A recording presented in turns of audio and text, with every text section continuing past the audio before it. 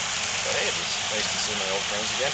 So I applied, and they brought me in for an interview at Arthur Anderson accounting office down there. And next thing I know, within a month, I had a visa to go off and a free plane ride on Pan Am to Jeddah, Saudi Arabia, and off it went. I mean, it was like applying for a job at McDonald's. It went that smoothly, that easily. It was amazing. So I just was enthralled with the idea of living and working overseas, and I was there for 16 years. And I was doing a lot of road racing there. They had the Jeddah Roadrunners, and then there was the Hash House Harriers. You got the social running and the competitive running in two different groups there. So I stuck with the running as long as I could. I was running even with the sciatic nerve pain for many years until finally about 10 years ago I just simply had to give it up. I switched over to race walking, and I've been doing that for the past 10 years or so. For those on the outside that may have heard of sciatic pain nerve but really don't understand it, how would you describe it to them? Well, it's caused by, from what I understand, disc compression generally, and I've had that issue. I've got 3 herniated discs, an MRI showed, but it's just, it can range from a dull, steady ache in your nerve. There's that big nerve that comes out the bottom of your spine and then spreads to each leg, and it can be up to a sharp pain when you're sitting there, and it can be painful. And on these long rides I take, sometimes I have friends in Sioux Falls, South Dakota, and that's like a 7-hour ride, and I just go straight through if I can. Stop once for gas, but otherwise, yeah, I'm squirming in my seat, trying to find a comfortable position, and leaning the backrest back to change the angle, the pressure, and all that kind of stuff. Yeah, I guess it's difficult to describe if you haven't really experienced it, but it ranges, as I say, from a dull ache, persistent dull ache, to sometimes sharp pain, depending on how much pressure is on your nerve. And how would you describe, how does it affect your life? It only affects me when I'm sitting in a car or a plane. Otherwise, it's not a problem. But I mean, the worst it ever was is I was on a 5-mile race with some friends of mine, and then driving back to Appleton, it was about a 1-hour drive, and I was in absolute agony. It was the worst ever. I said, okay, I'm getting the message now. My body's saying no more running. And that was about 10, 12 years ago. And then I just decided, I want to keep fit. I like to compete. Let's try power walking, because there's a competition here. There's one up in Eagle River too. I checked around, and in Wisconsin they have 2 competitive power walk events, and they're both half marathon distance, and one's here and one's in Eagle River in May. So it's perfect because I can do the May one, recover and train during the summer, and then do the one in September here. And when you're power walking, does it affect you at all? No, because I think it's the pounding that does it, and when you're walking, you're not pounding like you are when you're running. So, yeah. Well, is this your first time you're doing this one? No, I've done this before. In fact, I'm going to be defending my title, so to speak. There you go. 3 years ago, I actually won it. Finally, I was placing in the top 3 pretty regularly. I'd done it like 4 or 5 times, and I was always just. One time, the guy just nudged me at the end. I mean, it's really frustrating. It happened to me twice. Once in Eagle River, once here. I lose by a fraction of a second. You go 13 miles, more than 2 hours, and then some guy beats you by less than a second. I mean, it's very frustrating, and it just motivates you to try harder next time. What did it feel like to finally get it done then? Oh, it was a relief, and it was also very satisfying.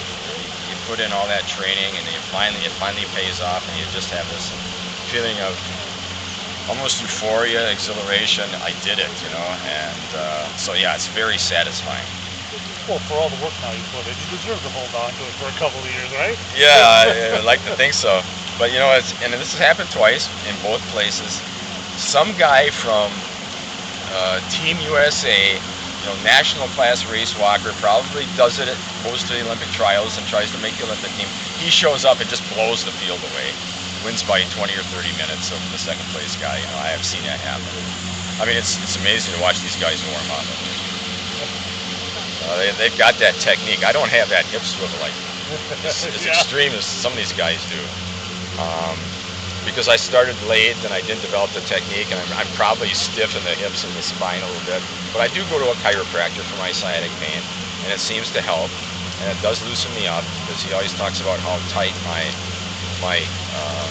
hips are, or my lower back, or my neck and stuff like that. Is there any surgical options for that? There are some, but that's always a last resort. They say Yeah. back surgery is always very Right. touchy, and so I'm not going to do that until absolutely necessary. And so far I don't need it, but the X-rays have shown, yeah, I do have a couple of herniated discs, but those can kind of heal themselves a little bit as long as you don't aggravate them. And then I've got a little bit of arthritis, but again, as long as it's not pinching a nerve and you're not getting pain from it, just leave it alone. But As long as you keep going. yeah, How can I ask how old you are? 69. I'll be 70 in January. Okay. How much, I mean, after a 2-year hiatus, I know you've probably done other race walks, but how much forward are you looking to this? I'm looking forward to it because I think it's going to be my last one. Okay. And I've been able to train pretty consistently all the way through, injury-free. So I'm hopeful that I can have a good performance as long as I can train and not get injured. Because that did happen to me once. One year I injured myself during the summer in like August, and I knew I wasn't going to be able to recover in time and train enough to do well. And I'm also motivated by the idea that if I can do my best race ever, I might be able to make that list of top 10 finishers by time. But I'll have to do like 5 minutes faster than I've ever done it before, and that was when I was 61. That was my fastest time. But I'm trying really hard. I'm trying to lose weight because every extra pound you haul around for 13 miles is going to slow you down. So I'm trying hard to get every. You don't got much to lose there. Yeah, I'm actually where I was in high school. Okay. And I got my 50th high school reunion coming up pretty soon, so I want to look good for that too, I guess. You will. Yeah, thanks. But yeah, so I'm trying to get every edge I can, every angle figured out. From everything from my diet to my weight to stop drinking beer maybe 30 days out. But then there's always the makeup time. Yeah, because they say every little alcohol has a negative effect on everything from your brain to your heart function to right down to your cellular level. You got to think of every angle, every edge that you can get over your competition. How would you describe what your training is like? I would say I focus on power walks outside. I focus on the treadmill to work on my leg speed. I work out on a stair climbing machine to get the stamina. And so I try to mix it up because you work different muscle groups, and you give one group a chance to recover when you're exercising the other one. So I'm also at the age where, when I was younger, I could train hard like every day when I was in high school and college. Yeah. When I was in my 20s. But then as I got older, I found out that no, I cannot train hard every day. I'm going to have to take easy days. And I did a lot of reading of Runner's World magazine, a lot of research about running, and they say hard, easy, and about stress. Your body adapts by stressing it, and then you back off and let it recover, and then the body adapts to that stress by getting stronger, and you just have to go back and forth like that. So I take a day off between each workout. I take a full day off of rest so that my body can fully recover, and as I say, hopefully it'll keep me from getting injured as I increase my mileage, increase my pace, and train harder as the competition date comes to a close. And just from an athlete's perspective, how nice is it to have a marathon that has a marathon, but a lot of other inclusive events to get as many people wherever they're at involved? Yeah, that's a good idea to have this cluster of events spread out over several days. And Eagle River does the exact same thing. They have different distances on different days, and that brings a whole weekend of events that people can attend. And I think it's a very good idea because then the crowds come out more, and there's more people who participate because everybody has like a favorite distance.